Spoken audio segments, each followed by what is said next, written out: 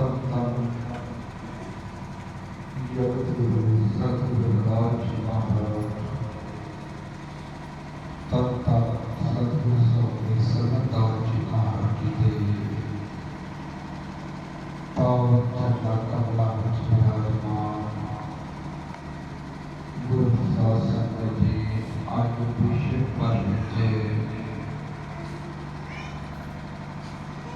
नवा साल इक्कीसवीं संमत 2077 प्रारंभ हुआ है। चेता महीना प्रारंभ हुआ है। मैं जगत गुरु सतगुरु दास जी महाराज सतगुरु स्वामी सरदार जी महाराज जी के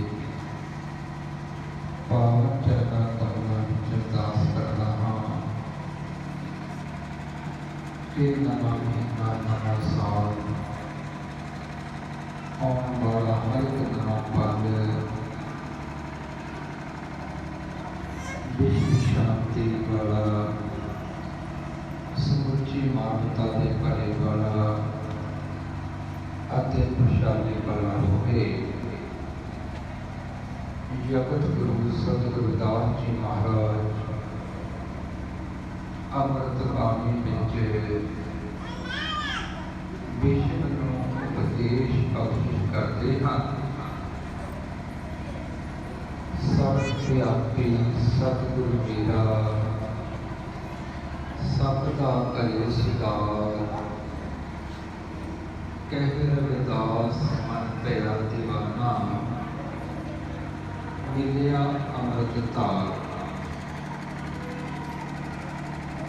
कि सर्वव्यापक प्रभु जो सारी सृष्टि ने सारे जीवां विच अते कण कण विच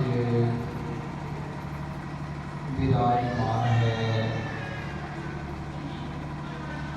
वो सारी मानवता का सुधार अते भला करता है। जो जीव उस हर के नाम विच मगन हो जाता है, इसनों अमृत की धारा ज्ञान की प्राप्ति हो जाती है। ऐसा मार्ग संता महापुरुषों की शरण जाके प्राप्त होता है। सतगुरु हमू लिखाई पार जन्म पाछले पाप निशानों मिट गए सब संताप। जो जीव सतगुरु जीव का तरीका आते हर मन का मार्ग बख्शिश करते हैं और जीव उससे चलता है। जीव के सारे ही दुख अते संताप समाप्त हो जाते हैं।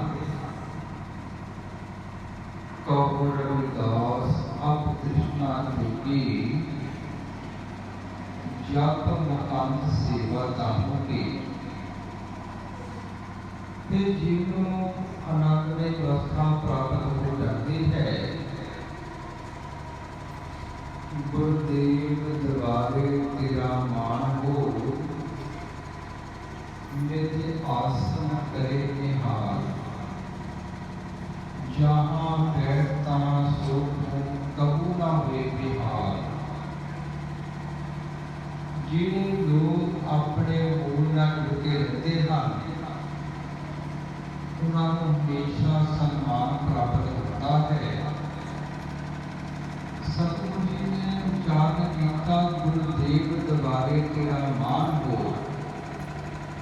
जो जीव अपने गुरुदेव के दसे हुए मार्ग से चलता है इसका हर पासे सम्मान होता है। निधि आसन करे निहाल। अंतश कर्म जीव का अंतर हो जाता है। जिहड़ा जीव अंदरों आजाद है वो दुनिया में आजाद होकर विचरता है। जगत गुरु सतगुरु दास महाराज ने विष्णु उपदेश बख्श कीते। कहते अरदास अलाच मारा जो मन सहरी सो मीत हमारा। जिहड़ा जी खलास मन्ना तो मुक्त हो गया वो बेगमपुरे वक्त का वासी बन जाता है। गुरुदेव दरबारे तेरा मान हो निधि आसन करे निहाल।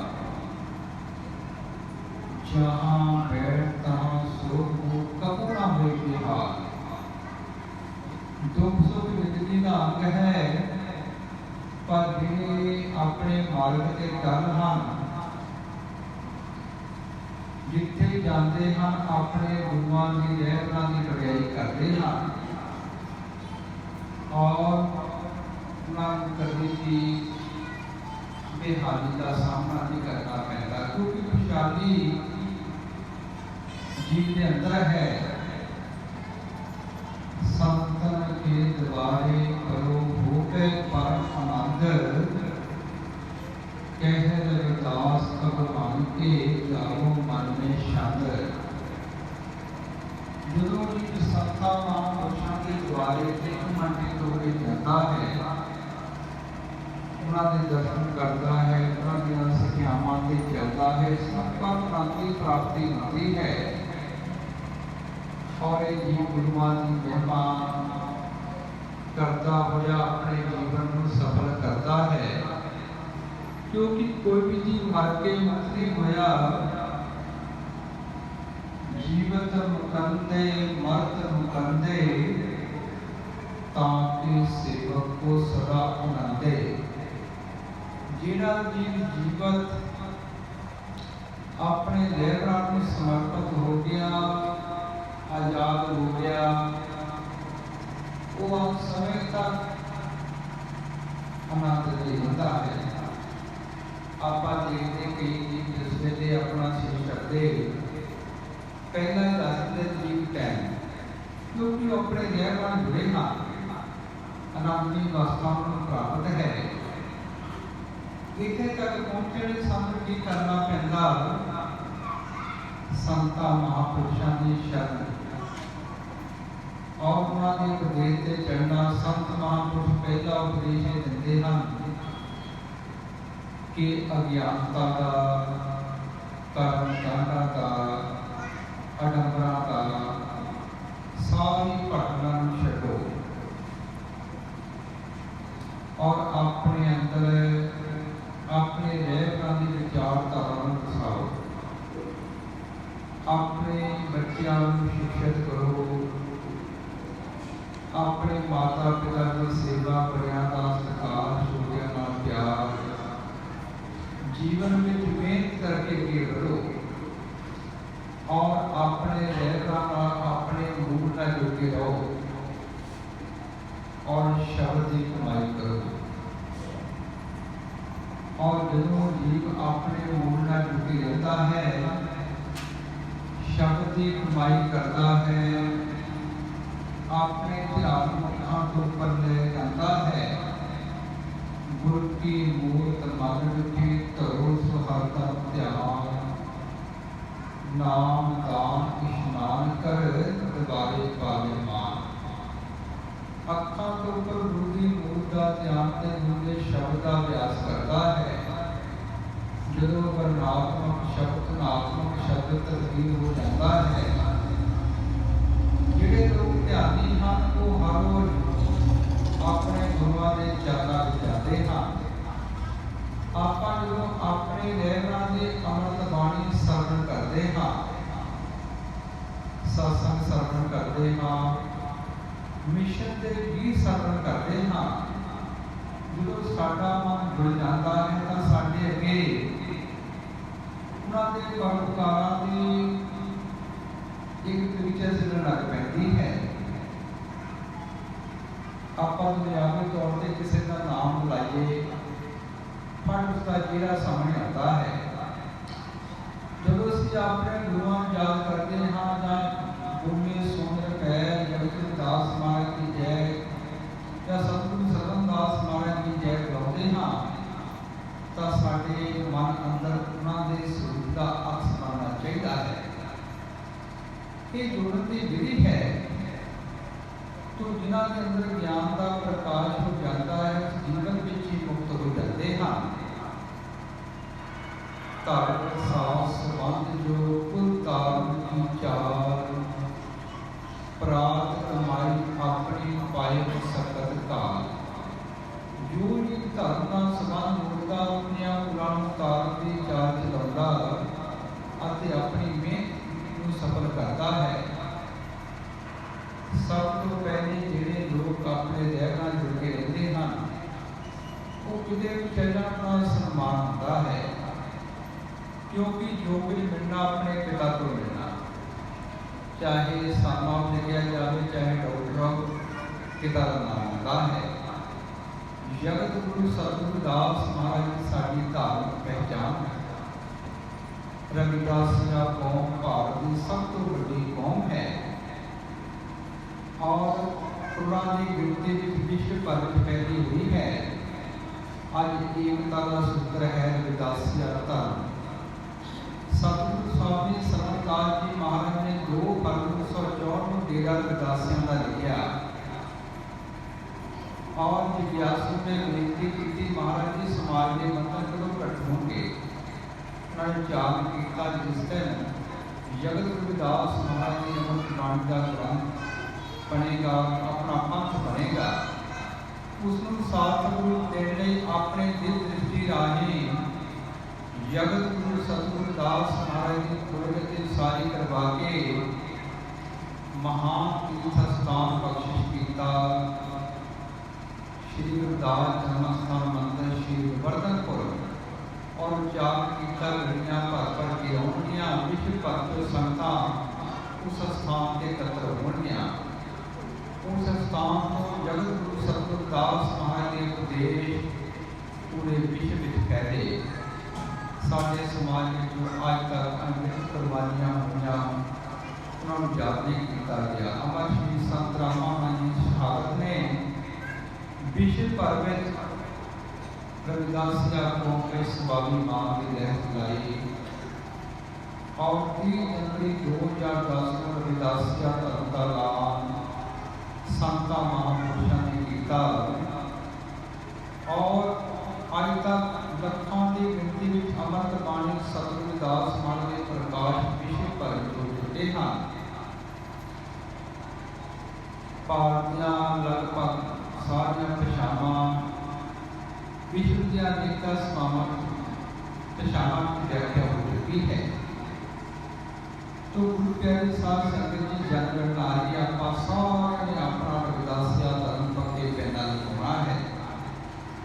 सारे धर्मों का सत्कार करना चाहिए है, मानवता का प्यार करना चाहिए। जो धर्म मानवता की गल करना सत्कार करना चाहिए, पर अपना सत्कार अपने रहत का सत्कार सबको पहला कह करना चाहिए है। जगत गुरु रविदास महाराज ने विश्व को बेगमपुरे बदन का संकल्प दिता, जिसको यूएन ने अपने झंडे को लिया। बाबा साहब भीमराव अम्बेडकर ने भारतीय संविधान बना के 50 का दिता, जिसके तहत सारे भारतीय हक मिले।